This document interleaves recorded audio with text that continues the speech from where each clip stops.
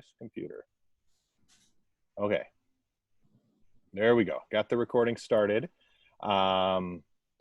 So once again, welcome. We are going to start with some introductions, and first our Companion Synod Advisory Group. We'll introduce ourselves, and then we're going to invite each of you to introduce yourselves so we can get to know one another. Once again, I am Pastor Seth Mullen-Kovash, part of the Companion Synod Advisory Group. I have been involved with Metro Chicago's Companion Synod efforts kind of in fits and starts and off and on since probably somewhere around 2004-ish, because way back then, we were kind of trying to run this companionship through the deans of our synod, and I was a dean at that time. And so that was kind of the beginning of the efforts. We've moved along a little bit, which actually someone else is going to talk more later, but I continue to be involved. And so had the opportunity in, I believe it was 2017, to travel to visit our companions. And again, you'll hear a bit more about that with, and I was, with a few of us. So that is myself. Maybe Pastor Sunitha, could you introduce yourself? Absolutely. Namaste, everyone. Good to see you this afternoon. My name is Pastor Sunita Mortha, and I am one of the associates to the bishop. And so I relate to the Companion Synod Advisory Group. Good to be with you this afternoon. Excellent. Pastor Elena?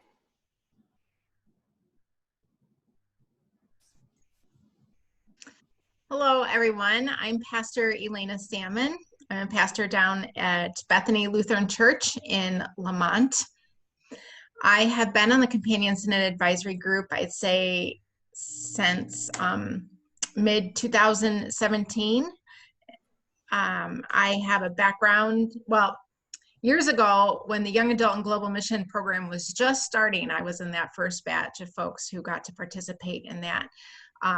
So I have been interested in this, in these relationships and these connections for a while, and I'm just so pleased that I get to serve on this committee now, as I was wondering back in 2001 how that experience how I'd get to use that or stay connected to the global church in the future. So I'm glad to be part of this group.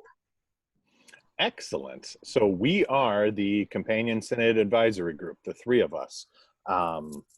There may well be appropriateness to expanding that group, so consider that also. But for today, we want each of us, we want to get to know who you are, and so that you can get to know one another. So what we'd like is for each of you to just take a moment to tell us your name, what congregation you're a part of, and to think about the question of what brought you to this Zoom meeting.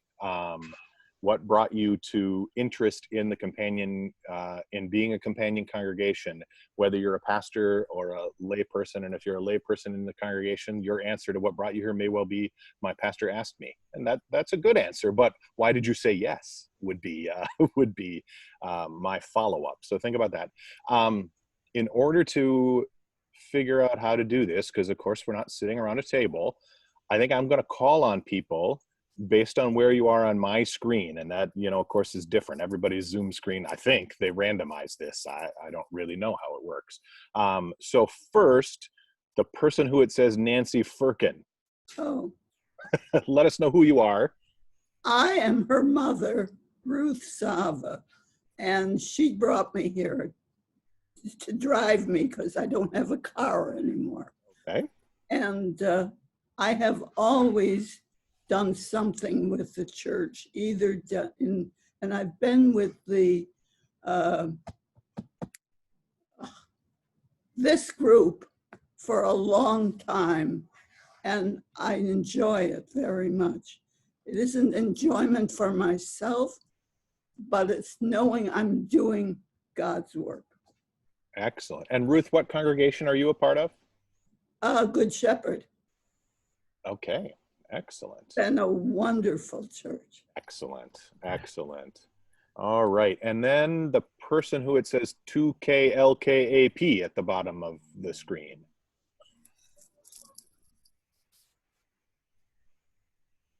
Hi. She's not able to, oh, she's typing. That's Debbie Fricke from Good Shepherd in Palos Heights. She's a member of the missions committee, world language teacher, so interested in multiculturalism. Wonderful. Welcome, Debbie. Sorry that your sound isn't working, but you can always type in the chat. We'll figure it out. We'll make it work. All right. And then Judy Lang. Okay, that's me. I'm also at Good Shepherd Church. I think this is incredible that we have 3 of us here from Good Shepherd Church right now. We've become interested in the companion parish project through our pastor, Chris Burrish, and through information we've received from the Synod. So we're just beginners with this and trying to learn as much as we can. Excellent, excellent. And then we have Del Betty, who is from my congregation, so I happen to know his name is Del. Yes, Del Anderson, a member of All Saints Lutheran Church in Palatine, and Pastor Seth is one of our pastors. And 2 years ago, was it, that we had the opportunity to meet the bishop and his wife from our companion church in South Africa when they came to the Chicago area and spent a day in our Palatine context, and gave us a chance to have that moment or hours of fellowship and meal together with them. I am very much a part of the global mission part of the ELCA and all of the predecessor churches. From 1959 to 1969, Betty and I were missionaries in Hong Kong. Our 4 children were born while we were there. And then upon coming home, I became the program director for East Asia for LCA and then ELCA. But I've been retired a long time, actually 23 years almost. So that's hard to believe, but I'm still here and still as interested in the world as I was going way back. And so looking forward to continuing connections with our companion church in South Africa. Thank you, Del. And Pastor Brown. There we go. Yep. Hi, all. Seth, how are you doing, by the way? I'm pretty good. I'm okay. Thank you. Fantastic. We're confirmation retreat buddies, I guess, is how that would go. Together in cabins, yes. So I had served for a time in a Greater Milwaukee Synod and was part of the Companion Synod group. There we connected to the Meru Diocese in Tanzania and had some really wonderful projects and some fantastic relationships that were established there. As it turned out, the congregation that I served, our congregation there, our saviors had sponsored some of the seminary work of the individual who was at the time the bishop of Meru Diocese. And our good friends from seminary now are there, and Bishop Kitoy, our friend, now holds that bishopric. So it was hugely beneficial to have a series of conversations with him and with Paolo about the church from a global perspective. I think sometimes you cannot see yourself with honesty from within. You have to see it from without and with other folks' eyes, and I think that probably is true relatively across the board. But it was a blessing both ways. It's it's been a part of my life for 25, 30 years. And so I was hopeful that this would grow and kind of flourish in this synod, and wanted to be a part of it. Excellent. And did you tell us what congregation you're with, Pastor? So no, I didn't. I'm trying to be surreptitious here. Trinity in Evanston. Okay, excellent. Thank you. And Pastor Eric, you're up next on my list. I am pastor of Holy Family Lutheran Church in the former Cabrini Green Public Housing Projects in Chicago. I'm in this group because of an invitation from, at that time, Pastor Yehiel Curry, who thought it might be a good idea for me to participate in this. Our congregation is a mostly African descent congregation that is multiracial, and he thought that we would learn something from being in a mutual learning relationship with congregations in South Africa. So that's why we're here. And we hosted Pastor Prinz when he was here as part of the delegation to Bishop Curry's installation. So we have a relationship with him and have been in touch with him throughout this pandemic as he keeps tabs on us, and we ask how he and his family are doing. Thank you. And Brent Gustafson. Hello. I remember visiting missionaries and others from across the world to my parents' home. My father was a pastor in the Augustana, then the ELCA before retiring. I'm also a retired pastor, last serving in the greater Milwaukee Synod. And so with Dell, reaching back to old Augustana days, some of my relatives were missionaries in South America, in several different places in Africa.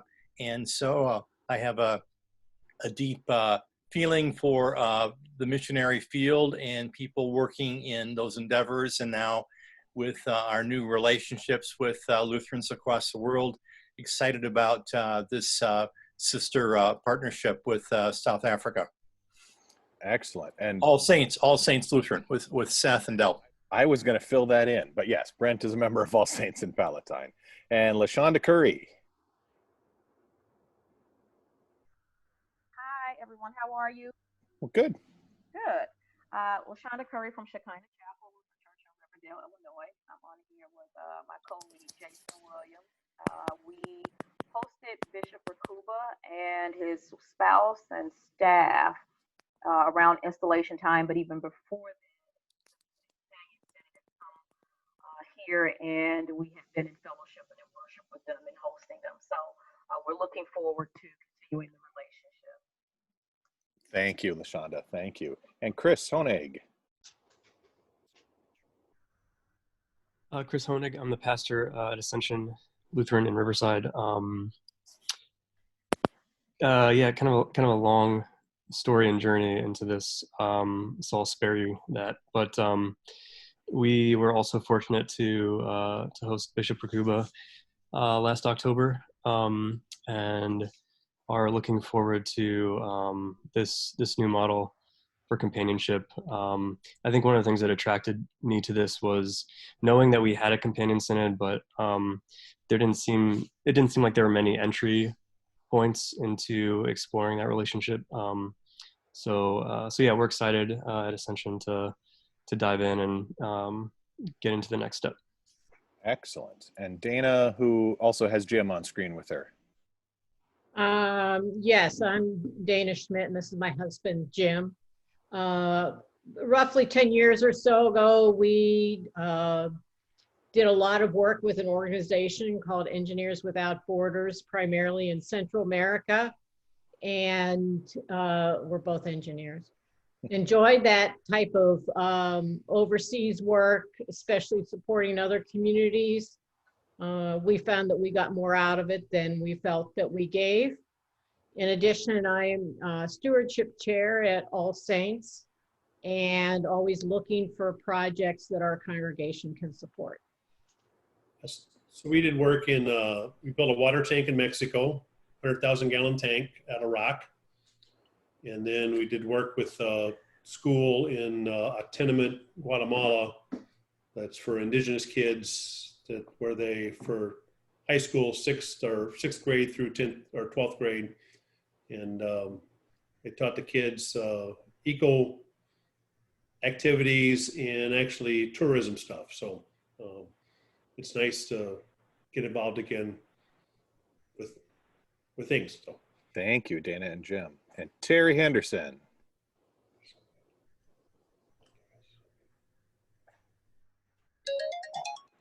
Sorry, my phone is ringing.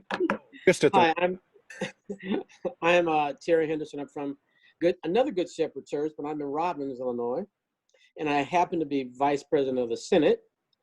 But last year, the delegation, the South African delegation, also came to our congregation, and they spent the afternoon there, and it was a very good double response from each side. And when I heard about this, I wanted to make sure that we were part of it. Oh, that's it. Thank you, Terry. Sorry, I was looking for my unmute button. Thank you. And Jason Williams. Hey guys, can you hear me? Yes, sounds good. Great. I am a member of Shekinah Chapel, one of two leaders that has been kind of heading the way with the absence of Yael Curry moving into the bishop slot. Much like most of you, I was kind of invited by the bishop to come and just kind of chime in. I know he built some healthy relationships, and we just want to continue that that relationship building and that grind with all of the churches around. So here we are. I do have another meeting today. I am currently a synodically authorized minister going into the team process. And so today there is an orientation session at 2 o'clock. So if I sneak out of the meeting, forgive me, but I got to tend to that to make sure I got all of my school stuff in order. Ashe? We understand, Jason. We understand. And everyone, there's other folks who couldn't make it. That's who's going to recording, watch it on your own time and catch up. Yep. All right. And then there's a phone number that I think and hope is Chris Burish. You're correct, Seth. Yeah. Down at the church and at the parsonage, so I'm phoning it in today. My name's Chris Ferris. I'm the pastor over at Good Shepherd Lutheran Church. I was really just intrigued by this opportunity to expand our awareness of our Christian relationship with people that aren't necessarily right next door. I know Bishop Rakuba came and visited the Southwest Conference when they met at our church, and it was great to worship with him, and brought this opportunity forward to our missions committee and our church council, and they were all really excited about it. So we're kind of, as a church, excited to move forward in developing a relationship. Thank you, Chris. And last but certainly not least on my list is Debbie. Debbie, if you're trying to speak, it looks like you're muted. She has a note that there's trouble with sound. She's from Good Shepherd Oak Park, Director of Christian Education. I got a window up here with her picture on it. Okay, all right, well, that's great. We got you all covered. Okay. Beautiful. Oh, we have two different Debbies who are having trouble. We got Debbie Christian Education at Good Shepherd Oak Park and Debbie Missions Committee, Good Shepherd Palos Heights. There's a problem with Zoom with people from congregations named Good Shepherd, I see. All right. Anyway, okay, well, as long as we know who everybody is and where we are, I want to wrap us all and our hopes and our dreams into prayer here. So I invite you to join me in that prayer. Good and gracious God, we come before you in thanksgiving. First and foremost, in thanksgiving for the gifts that you give us. Even when those gifts may be difficult to see and in difficult and challenging times, we know and we trust that you give us gifts. You give us the gift of life itself. You give us the gift of fellowship and hope and togetherness. Would bless these efforts that we're engaging in here. Bless us and our partners on the other side in South Africa, that we may come to closer together and closer to you in Jesus' name. Amen. All right. Oh, there's a pastor panic in the age of Zoom. I just looked up thinking, was I muted that whole time? But no, I wasn't. All right. Pastor Elena, you're on. Okay. Well, I'm going to give a quick overview of the history of this relationship. We've actually had a covenant relationship, companion synod relationship with the Central Diocese since 1997. That has looked different ways over the years. Earlier on, we helped build the Diaconia Aid Center at the Diocesan office, which did some really important work there in Soweto. We, at one point, installed computers with conference deans. We helped provide community organizing training for pastor, helped build a community center at Eucharist Lutheran Church. So there were lots of some projects like that happened. There were some smaller things that were done when an individual might have shared their gifts. There are things in those projects that we did that history said that, well, it went well and it was positive, and things that we learned afterwards that, oh, we could have approached that in a different way with our companions. So certainly I think we have learned and grown over this relationship. Over the years, there have been visits between our two companion synods. A couple of you referenced that Bishop Rakuba, Reverend Prince, joined us last fall for Bishop Curry's installation. We had traveled there in November 2017. Before that, we had welcomed youth for the National Youth Gathering here. So over time, there have been several exchanges, a lot of times involving the bishop. And I think for a long time, this companion synod relationship existed on a bishop-to-bishop level. A lot of it was some money sent and some projects done. And as I remember it, it was Bishop Rakuba there in the Central Diocese who wanted to see this relationship shift to a congregation-to-congregation connection. So this hasn't been in development. I'd say it feels slowly in a sense, maybe in the works for a couple of years now.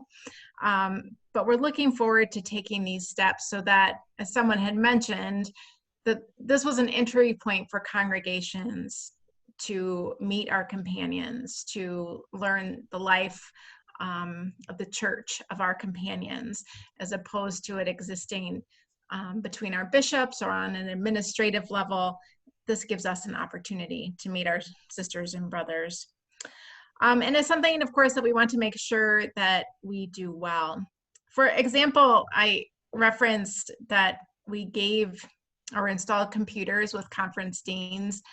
And as I wasn't part of the committee at the time, but as I understand it, that was I believe in the time when the AIDS crisis was really bad and internet was something hard to come by, wired internet. And so sometimes it came down to that was just not an expense that pastors or the deans would think was important. Was the expense to go care for someone who was dying important, or having the computer and the internet? So things like that in hindsight, there might have been more helpful approaches in developing the connection or supporting their ministry. So all of that in part to lead into Sunitha. Pastor Sunitha is going to give us an idea of kind of what these relationships can look like at their best, and what we're hoping for as we connect congregations to congregations. Thank you, everyone. I just enjoyed getting a glimpse of your journey coming to this conversation. As I mentioned previously, my name is Pastor Sunitha Mortha, and before joining Bishop Curry on his team, I had the privilege of serving in global mission for 13 years, and in my position there. And Del, it's so nice to hear this history that you have with global mission as well. So this is history coming together here as well. So I was the director for education and interpretation. And in that role, I had the opportunity to do trainings on what we call accompaniment. And I wanted to share those learnings with you, the conversation that has been part of ELCS, conversations with our 122 Companion Synod relationships, and providing that as a framework for us as we bring different folks to this table. We are on a continuum. We have folks that are brand new to this conversation or have been involved with global mission on an individual level or through a wonderful corporation or a partner in ministry, or, you know, have led a desk, or, you know, have been part of this work for 23 years. Or so we have all kinds of different folks that are around the table. And we, as the advisory group, thought it would be helpful for us to use the framework of accompaniment that comes out of global mission to help us start these conversations, these relationships between congregations. This is also a snippet of missionary training that I used to do for our missionaries. So in some ways, through our baptism, we're all missionaries, whether it is here or whether it's in relationship with our companions. So I think this will be helpful. Saying that, I'm going to try and share my screen with you all right now.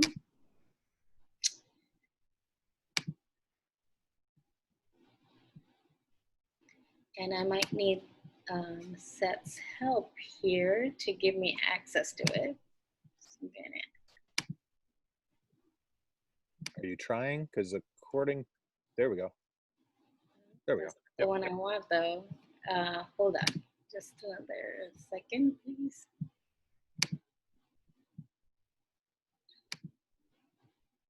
Well, Sunitha is getting that ready. I want to welcome Pastor Tyrone Mcgowan as well. He's joined us on the call. Hi, Tyrone. Hello, Pastor Elena. Good afternoon, everyone. Grateful to be a part of this conversation. Okay. Can you see my screen right now? Yes, wonderful. All right, let me just start from the beginning. And I think I wanted to just start with stories, and this is the way that I like to start any educational module or training, just to emphasize stories. Sometimes, you know, we get caught up in the numbers, and we do get caught up with stats or those kinds of things, and we don't pay attention to the stories that we carry within our bodies and in our minds, in our histories.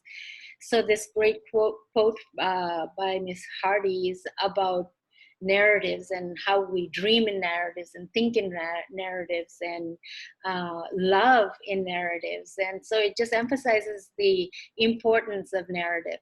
And just as our body has, you know, flesh and blood, our identities, who are we and whose are we, are also stories and narratives. And we just heard a whole bunch of stories, right? As when we ask, how did you come to this point? You shared a story. And it's not just that narratives are something that we like to do. We're actually wired for stories. We're neurologically prone towards stories. If this event happened and this event happened, our brain connects these two incidents with a story. And so I think all this to say not to underestimate the power of story. We have really large stories, big stories, meta stories, meta narratives, and ideologies. And we also have small stories like, what is your name and what's the story behind your name? I start at this point just to emphasize that stories and narratives matter. Because as you can see, you know, when you see this map, you know, it makes you uneasy. You know, it feels like the world is upside down, as if there is an up and as if there is a down. But we have a story that shapes the way that we see the world, literally. And we feel uncomfortable. We feel like something heavy is going to drop out of Australia and hit us on the head when we see stories like this. And so everything that we can think about has a story and a narrative behind it. And it's good to pay attention to it because it shapes the way that we see the world. It shapes our perception of things. And so I wanted to start today by saying, what could be the story that we carry about mission? You know, how has that formed and informed the way that we approach mission? And you know, we've been in relationship with the world basically for decades. And what's the story that has shaped that work? And so when I first came to the United States and I would hear the story of mission, usually one of the things that would pop up was this sentence, you know, instead of giving a person a fish, and if we were all together and you were unmuted, you would finish the sentence, right? You would know what that is. You teach people how to fish. Now, if that's the predominant story that people carried in their hearts and in their bodies and in their minds and in their history, this story makes a lot of assumption about mission.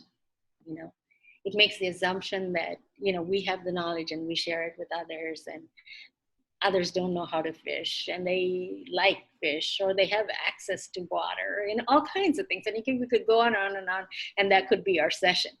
And so knowing that possibly this is predominantly a narrative about mission that we hold, what could be some of the implications? Before we do that, you know, there's some interesting things that are happening in our context. But no matter what the context, it seems like these three stories are very important when we talk about mission. When we talk about anything actually that's about faith, we're talking about God's story, my story, and the story of the other. So as the ELCA, we've been having this conversation in the last decade about what is God's story saying about mission? Where am I in it? And where have I placed the other? And so no matter what the context is, we do have a challenge, because there is a line that we draw between our stories and the stories of who we perceive as others. And that is one of the defining questions in mission. So, you know, and if you look at the image, God is usually on my side of the story. I don't know about you all. And so as I was sharing, I wanted to today bring to you some of the conversations that have been happening around what is the context in which we live in. You know, we might ask ourselves some fundamental questions, you know, around mission. Whose mission? Why mission? Where mission? With and among whom? And how and what for? So today I just wanted to bring some of those threads of conversation to this group. When we ask about whose mission, again, usually just like the story that I lifted up that we carry around about mission, sometimes in our context, we talk about my mission. You know, we talk about the mission of our congregation, or, you know, but really our faith tradition teaches us that it is actually God's mission. You know, God has a mission and we get to participate in that mission. And I think it's really good to flag this for ourselves, because we do live in almost a radicalized individualistic society where it's about the individual. And so when we think about mission, we tend to go to that place. And I think it's so important to us in our relationships that we know that it is Missio Dei, it's God's mission. And God has a mission, and therefore he calls the church into that work together. And so discerning what God's mission is and what God is calling us into is very important. When we're asking whose mission, then that's why we remind ourselves with these taglines that usually LCS come up with: God's work, our hands. This is, remind ourselves, it's God's work, it's not our work, and we happen to be God's hands and feet. In this mission context, in today's mission, when we're asking where, you know, where is global mission, you know, when we're talking about mission, I just wanted to lift up these really, really wonderful stats and these stats are even about 7 years old already.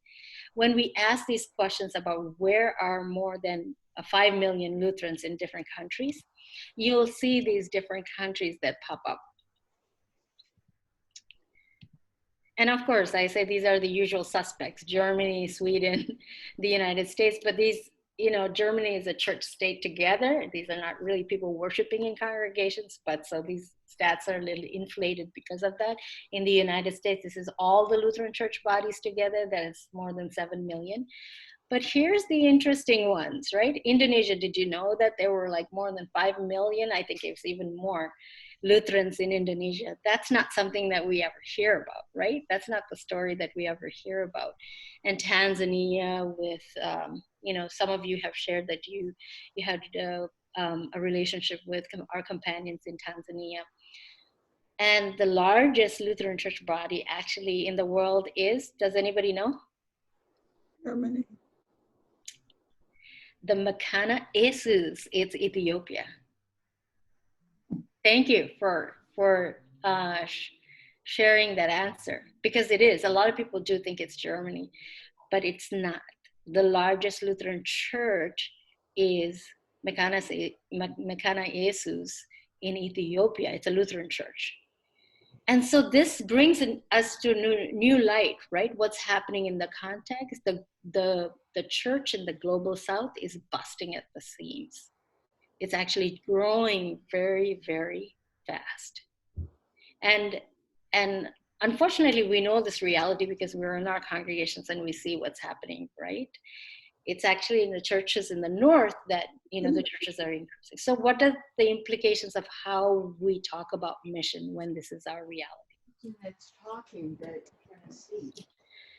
And again, when we're asking the question where, I also think it's important for us to also see what's happening here in the United States, because the prediction is not even in 2050, but in 2030 or to 2040, every 1 in 5 Christian will be a non-Latino white person. That's what's happening here in the United States. So in a lot of ways, we are living in a global world, right? A global and a local world. I think we feel that already. We're much more interconnected in our ways. We're not living in that bubble of this is domestic and that is global. It's all intertwined in many ways. Because I always say I can be from Guyana, I can be from India, I can be from, different countries, and I'm also from Chicago.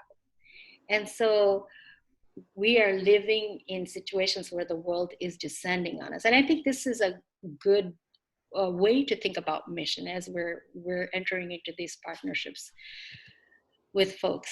And so given all these realities, the LCA, through the gift, this word accompaniment that has come to us, this way of having a story, a lens, and a way of doing things, has come as a gift, a way of doing mission from our churches in Latin America. It came to Global Mission, and then the board, decided that this is the way that ELCA is going to engage in relationships with our companions. And so this becomes a very important word for us, accompaniment. It is the walking alongside with, it is the breaking of bread with one another, being in relationship, moving it away from just thinking about. Of course, we help one another. Of course, we have projects. Of course, we have all that. But beyond that, it is really looking at the relationship that we hold with one another.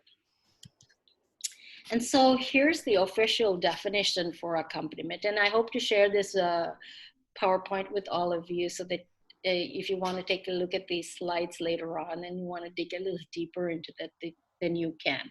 I know I'm giving you a lot of information within a short period of time. So the official definition of accompaniment is walking together in solidarity that practices interdependence and mutuality. And that, I think, is that we are dependent on one another, not just one side to another, but we are dependent on one another, and it's mutual. Things are mutual. There's a receiving and a giving, and a receiving and a giving that happens in relationships. In this walk, gifts, resources, and experiences are shared. And it's not just something that, and we do have mutual advice and admonition for one another. It's not just that it's skip to my loo, my darling in so many ways, but there's a destination. There's a way that we do get to share deeply and challenge one another as we're in these relationships. For what? And now this is something that was very exciting to me when I was working in Global Mission, because the conversation has been a lot more about what would it look like if we understood God's mission as God's reconciling work. How would that look like? How would we behave? How would we be? How would we see if we understood mission associated with reconciliation? And I think a lot of times mission is not associated with reconciliation.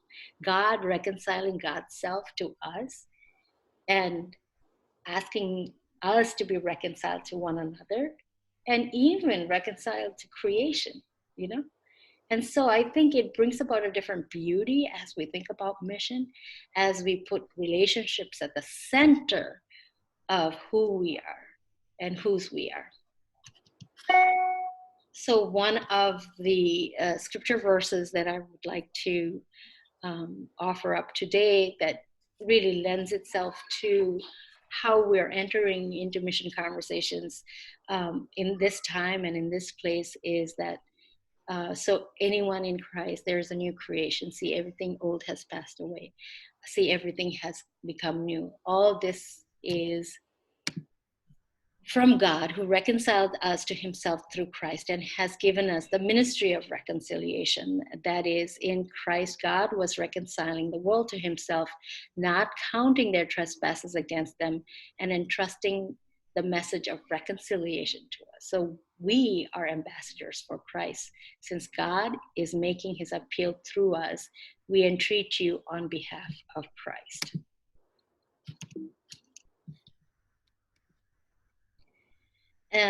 And this second half, I just wanted to offer you a metaphor for accompaniment and mission. We have different metaphors for mission. We see mission as reconciliation. We could see mission as healing. We could see mission as winning souls or saving souls. There's a lot of ways that mission has been understood. And we're being invited into this way of understanding mission and being in relationships. So in some ways, we can look at mission as sort of building something together, and accompaniment is the scaffolding that's there. It sort of guides us in our relationship with one another as we are building relationships with one another. And through the work of accompaniment, there are these values that have been lifted up as how do we know when we're accompanying one another? What do we mean when we say we're accompanying one another? What does it mean how does it look like, or how does it taste like when we're interdependent and there's mutuality in our relationships? And so these are some of the values for folks that have been in partnerships and relationships for decades. These are some things that have been lifted up over and over again. These values are value of mutuality, which again was lifted up in the definition itself, inclusivity, vulnerability, empowerment, and sustainability. These are some of the values that have surfaced up over and over again when we looked at accompanying relationships. And out of all this, one pushes itself forward, that's vulnerability. And again, most often, we have never associated vulnerability to mission. A lot of times in mission history, it's about stepping out in power. And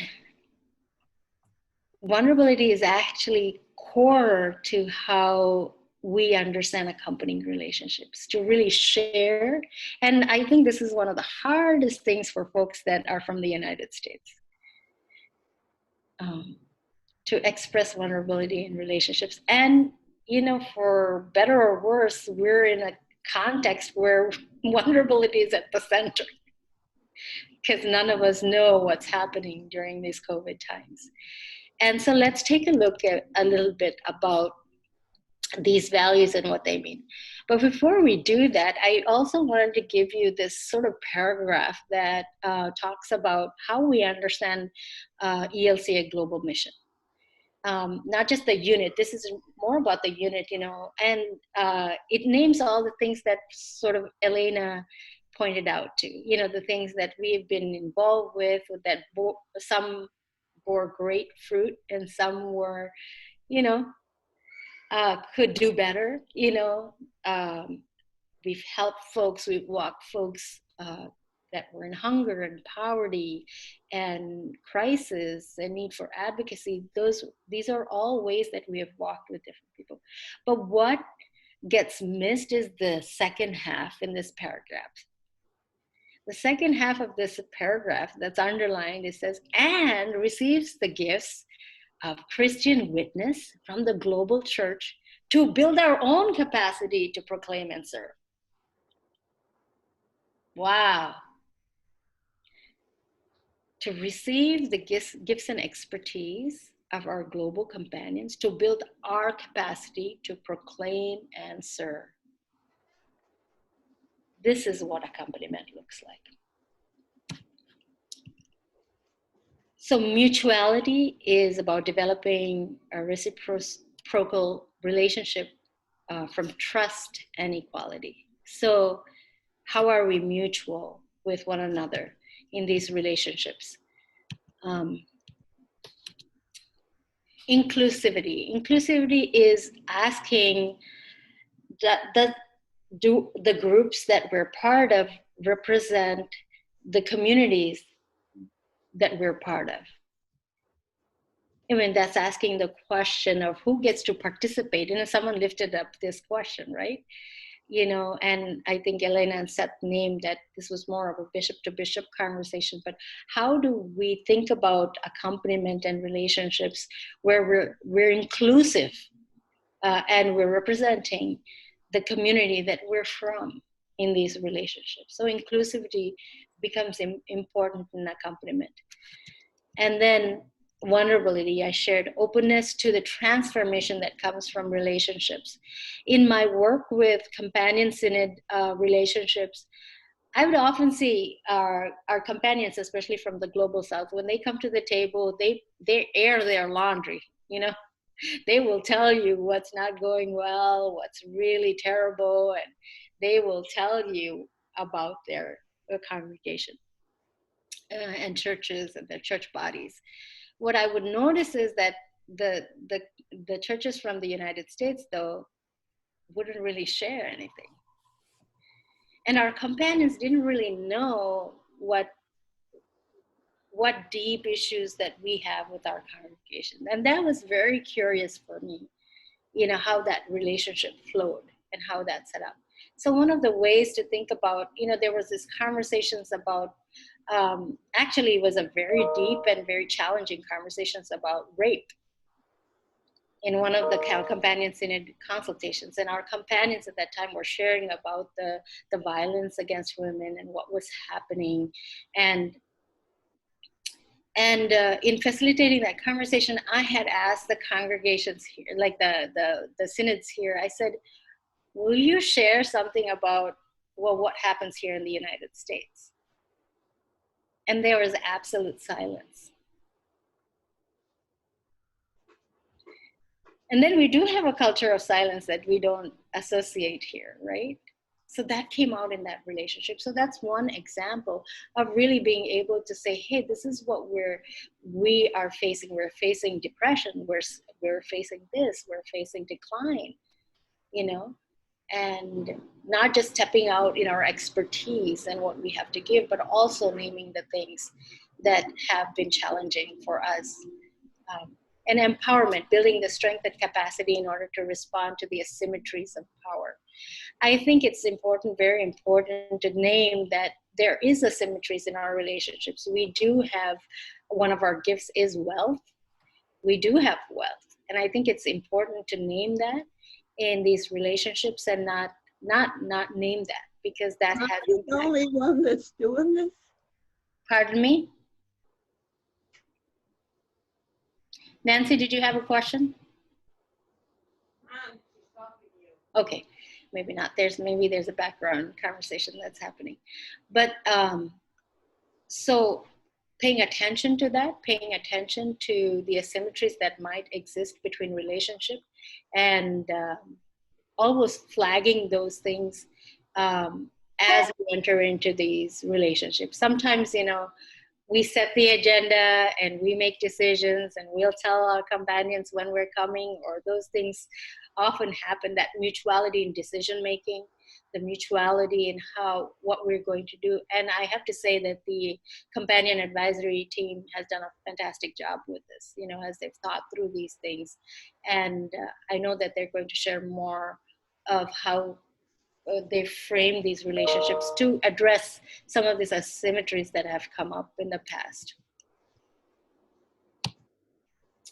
And the last one is sustainability. And I think this is the intent of Bishop Rakuba and Bishop Curry, as they've invited these congregation to congregation relationships to come into the being. They said, how do we keep these relationships sustainable? How are we in relationship with the long term? Because a lot of times, you know, bishops serve their time and they move on, their staff moves on. And some of these covenants, you know, because they're embedded in the relationship at that expression of the church, they don't carry that sustainability that's required in these relationships. So recognizing that this is important, that sustainability is one of the values that is lifted up. Let me pause there. That's my sort of orientation with you. And what I wanted to say is also, as we enter into different phases of these relationships, we'll continue to have these orientations. We'll dig a little deeper, because then we'll have concrete examples that we can talk about. I just wanted to give you a sort of overarching summary that I led us through. One is that we started off with the power of story. Then we took a look at what could be a predominant narrative around mission that exists, you know, and then I shared with you a little bit about what is happening in the current context of mission. You know, where is mission and how is mission, and with whom are we doing mission, and what's the context and what's happening. And then I lifted up the definition of accompaniment, you know, walking alongside with us that practices mutuality, interdependence, and in this walk, gifts, resources, expertise are exchanged, including advice and admonition. And then we took a look at some of the values of accompaniment, which is, if you remember the abbreviation MIVIS, then it's mutuality, inclusivity, vulnerability, empowerment, and sustainability. And taking a look at all these values. And as we walk alongside with our companions, and we're going to share this with our companions as well, saying, this is how we're coming onto the same page. What would you like to, you know, what are your conversations and what's your understanding that shapes your relationships? I'll hand it back to either Seth or Elena to see if there's any question and answers here. Questions to be answered. Yes, any questions?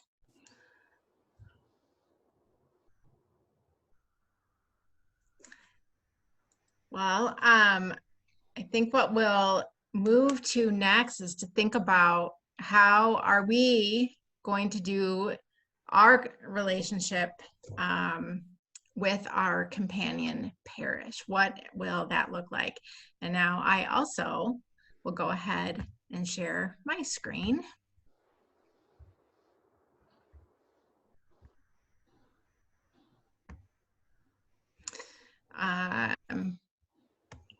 Okay.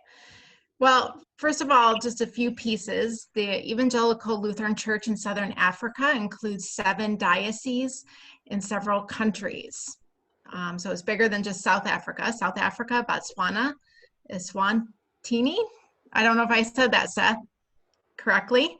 And Lesotho. And in Lesotho, it's considered a mission field. At this point, there are no organized parishes there. I always like to point out where it is in case we don't know. We can see South Africa on the map here. We relate to the Central Diocese, which is mostly around the Gauteng province. That includes the cities of Johannesburg, Pretoria, and Soweto, which we'll see here. This is a picture of the Gauteng province. So Central Diocese is centered in this area. It's a very urban area, which was part of the reason we were paired with them, also being an urban synod. So if we just think about structure, we have our kind of overarching denominational name. We each have our church-wide offices. We each have a presiding bishop that's over kind of the whole. The presiding bishop in the Evangelical Lutheran Church in Southern Africa is chosen from among the bishops of the 7 dioceses, whereas ours stands separate. And so we can see that our relationship here is happening from the Central Diocese to the Metro Chicago Synod. So we have Bishop Rakuba in Southern Africa, Bishop Curry here, and what we're working on, of course, is starting to move this relationship down so that parishes and congregations are getting to connect to each other. Seth, I'm wondering if you can speak clearly about, we keep using the word parish. I remember you had a very good understanding of what parish meant to our sister church in South Africa. Could you explain that? Sure. So just, operates a little bit differently than we tend to hear in the US, although similar models exist in some parts of the ELCA. But in the ELCSA, there are parishes which may have 1, 2, 3, or even 4 congregations as part of it. And congregations are, where you go on Sunday morning to worship, and that's your congregation, like All Saints Lutheran in Palatine. A parish is kind of above that, and a parish is almost always served by only one pastor. So that pastor may be serving 2, 3, or 4 congregations. And the parish is kind of considered the more standard administrative level because there's one pastor there.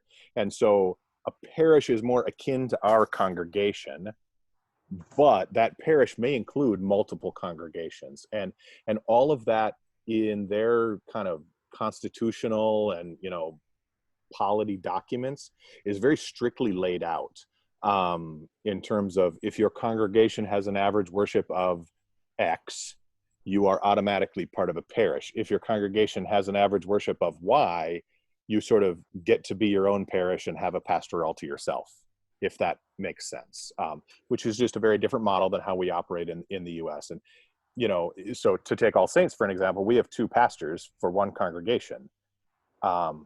You almost never see that in Southern Africa. And in fact, most of the time you see one pastor serving one parish, but that's multiple congregations. Great, thank you, Seth. I have So a as question. we've, Now, does that one pastor serve each congregation? He does. He or she does. I'm sorry. And so from my understanding, and I do not claim to be an expert, I'm going to use my wife as an example. She grew up in rural Minnesota and had a yoked congregation. The pastor served her congregation and the one in the neighboring town, and their worship would be at, say, 8 a.m. Sunday morning and then 10 a.m. Sunday morning, and the pastor would have time to drive between the two. That is not the way they tend to operate, in my understanding, in Southern Africa. So if I am a pastor and I am serving a parish with, say, 3 congregations, I'm only in one congregation on a Sunday and I rotate around. And then they have trained lay preachers, very similar to what someone on this call said they had to leave to go to like a team training thing. It's a very similar kind of a thing. They train up lay preachers to lead the worship on the Sunday when the pastor is at the other congregation. Does that make sense? Yep. Yeah, thanks. So as we move forward in making these connections with our partner parish, we're focusing on prayer, presence, projects, peace.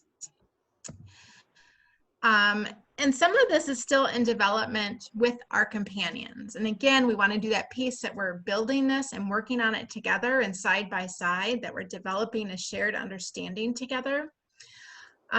So some of this has been articulated and some of it has yet to be articulated, but that process, or that is in process.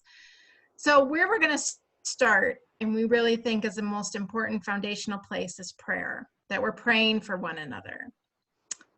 Maybe it's sharing a prayer meeting, which might be a little bit new to us, but certainly is the expertise of our companions. Maybe sharing a Bible study, sermons exchanged. As I know Seth and I have discussed right now, as we've all gotten used to Zoom or doing services in a digital format, really opens some doors to shared opportunities that, 6 months ago, 8 months ago, might not have felt like they were at our fingertips, or that, it would have seemed like a bigger deal then than it might right now. As we think about presence in the future, that might be potential exchange programs, educational programs shared, projects. This part is currently on hold. We don't have any expectation of this happening, let's say, in the next year or so, because with our companions, we want to consider what are the best practices. There will also be changing leadership within ELCSA, that they may be getting a new bishop. And so we want to be able to check in and develop some shared understanding with that new bishop. When we get to the point of thinking about any projects, the Companion Synod Advisory Group wants to be a part of that discussion to offer approval. When we visited South Africa in 2017, we started to gain this understanding of equity between these congregations, which is really important. And so for one congregation to get something that another congregation might not, or we want to honor the whole of the church in South Africa and how we proceed with any project.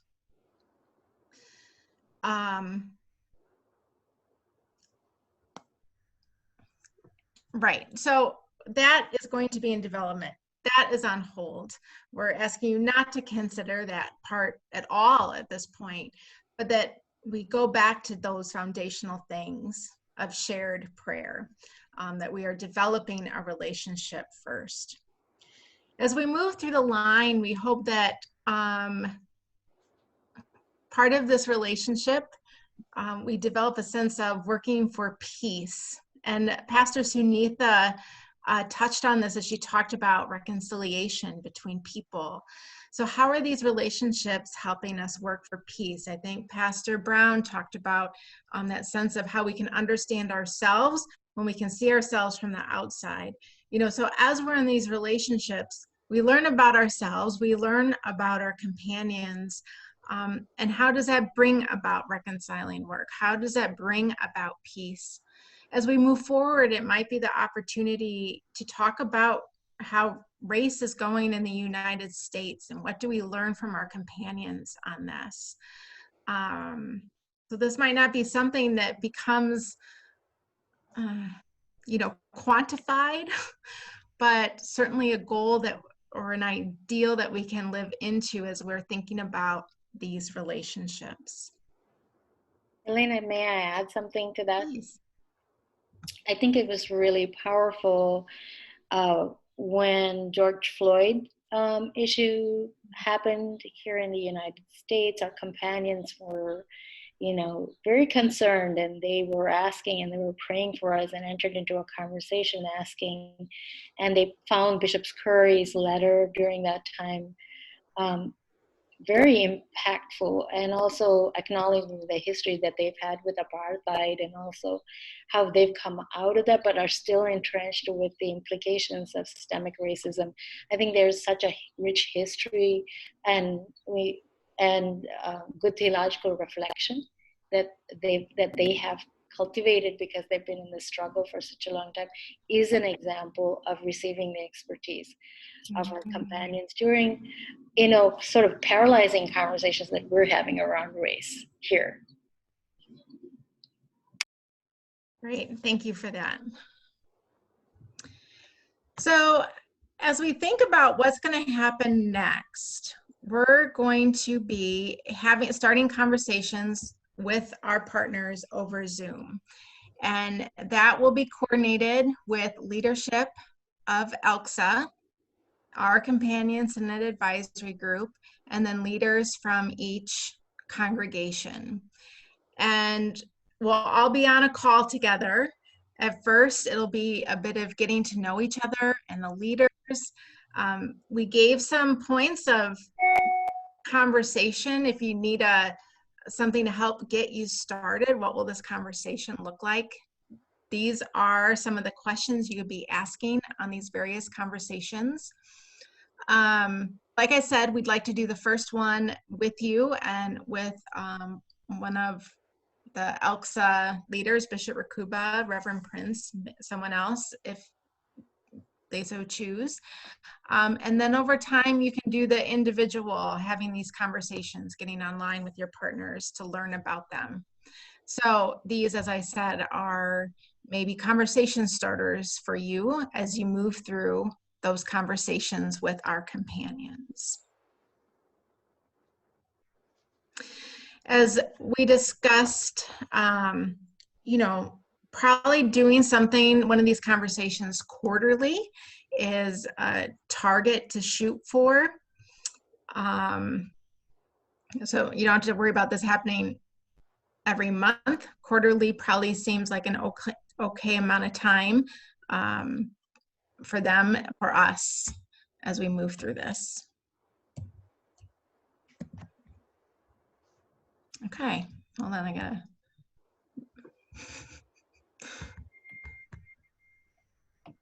Okay. So questions from all of you? Just some questions. Some very nuts and bolts practical things about those Zoom calls that Pastor Elena was just talking about. So we'll set those up. So basically the idea is you, the folks from the congregation or parish, I gotta remember to use that language, the parish that you've been paired with, and either Bishop Rakuba or Reverend Prince, and maybe one of us from the team would be on the first call. We would be there just to help to facilitate the congregation because we may have some background knowledge or whatnot. But those things can be done. And Pastor Elena and Pastor Sunitha especially chime in if I'm saying something wrong here. But from our experience, timing, we all worry about time zone things, actually generally tends to work out pretty well. Our companions are either 9 or 8 hours ahead of us, depending on if we're in daylight savings time. So usually when we've tried to organize these things, we do it at sometime around 9 a.m. our time, which works to be about 4 p.m., or so their time. And, so nobody's up in the middle of the night or anything like that. So that tends to work pretty well. Zoom as a platform, in my experience, has worked better than we've tried Skype and some things like that. And one of the things that you learn and you have to understand through all this is our companions over there, more than us, but some of us also often have, internet problems and whatnot. And so that's just part of the life we have to work with and be patient with. And, sometimes it takes the first 15 to 20 minutes of a call to make sure everybody's on and and working, and that's life. That's okay. So just kind of wanted to get those kind of practical things. Yeah. Great, thank you. I just also wanted to name that you can set the frequency, right? Do you want to say something about how often these conversations can be had, Elena? Yeah, I had mentioned like the expectation of it being quarterly. At a minimum, if you go faster than that, that's fine as well.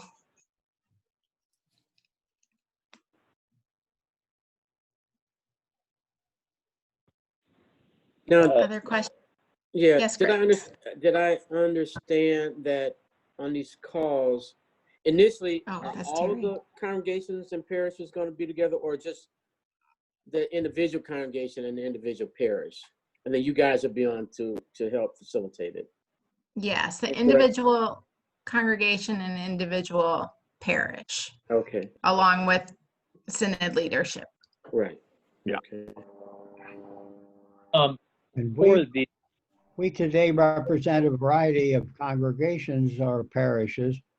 Are we going to be mutually in contact with a variety of parishes there, or are we starting out all of us relating to the same parish? Now, each congregation here represented is paired with one parish there. So Del, All Saints, our congregation, we've been paired with Lafika Parish. So we would have a first call with all of us from All Saints and all the folks from Lafika, whoever that is, leadership, you know, so we'll be working with the Lafika folks. Oh, good. Yeah. Well, but we alone, in other words, it's our parish and that parish, and then the others of our synod will have similar one-to-one connections. Exactly. Yeah. I have a question. It's Judy. Can you hear me? Yep. Okay, thank you. I'm wondering how and when are these matches being made, and what are the criteria for the matches? We have the matches made, and we worked with our companions on that when they were here in October, we started to do that pairing. They got to meet several of the congregations, and so they took into account who they met and who they knew from their home parishes, and did some of that matching. Since then, for congregations that have come on board, I've sent information to our companions about the congregation provided by that congregation so that they could help do the matching. So there was some intentional thought about the experiences of each one and how they might be able to connect or relate. Okay, thank you. Pastor Lang, when do you envision the first round of conversations starting? Excellent question. Thanks for that reminder, because I meant to say that earlier. The Companion Synod Advisory Team will have another call with ELCSA leadership at the end of August. So our target is to start these conversations in September between the parish and congregation. So it'll probably be another month, maybe-ish, before we hear or make these connections. And we'll be working through several congregations, so that might take us several weeks to do that work. So I would expect those conversations to start in September.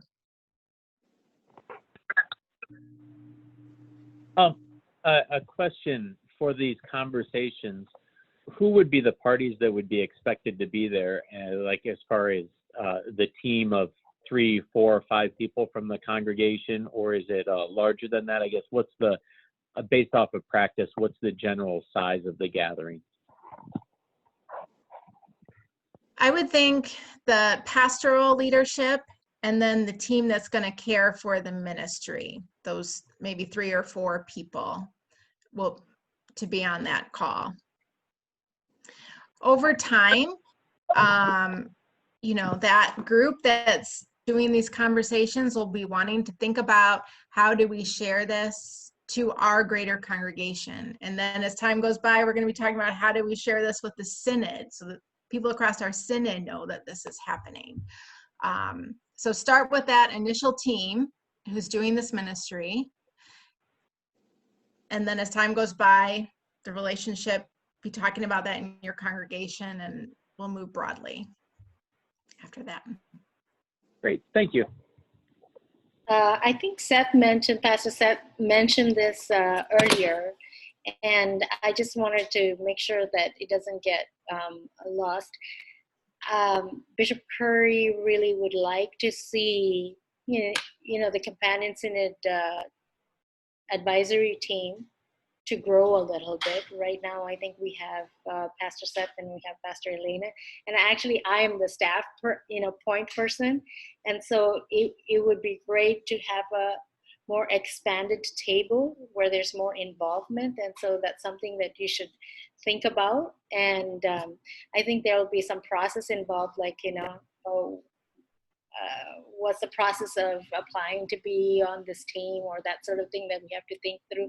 But I just wanted to put that out there and highlight that, again, as we talked about inclusivity, that this group should reflect the community that we're representing in Metro Chicago, even in terms of age. And so I think I just wanted to highlight that before we end our session. Thank you. And Elena and I are quite friendly, and easy to get along with. So it's true.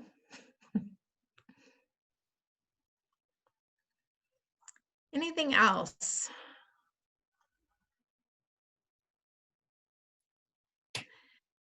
I think one of the beautiful things I experienced when I traveled to visit our companions is the first, we were there 24 hours. Well, maybe it was sooner than that. Maybe the first 12 hours we were recovering and getting our bearings in a new time zone. And then we all went to different congregations and we preached in those congregations. And then that Sunday evening we came together and had dinner with other pastoral leaders and others as well in their synod. And I was amazed at the amount of laughter we shared around the table that night. These were people I had literally met. And somehow that evening was filled with such joy and such laughter. It was a powerful moment to see. And of course, our conversation, our connection didn't just exist at that level, but we got to learn more about each other, the struggles and joys. And surely as they came here, they got to learn some of that from us as well. But it's such a gift to see these relationships develop. When we got to see Bishop Rakuba and Reverend Prinz on Zoom a few weeks ago, it felt like we were seeing old friends, and as the relationship goes over time. So the relationship itself is certainly a gift. And so we're thankful that your congregations and that you have said yes to be a part of developing this, developing that relationship with the sister parish in Southern Africa. So thank you for joining us today. I am the chair of this Companion Synod Advisory Group. So if you have questions, if you need information, you can certainly feel free to email me. You can be in touch with Seth as well, and we'll find those answers for you if we don't know them. We'll send this out via email and the recording of this session, and we will also resend the list of partnerships between congregations here and the parishes in Southern Africa. So those two things will be coming via email to you, and you can start praying for your partner congregation right now. Yeah, the first step in this relationship we designated as prayer. That doesn't need to wait for a Zoom call in September. Prayer can start now. So. Okay. Well, thank you everybody for sharing your time today. And I just would like to invite somebody to close us in prayer.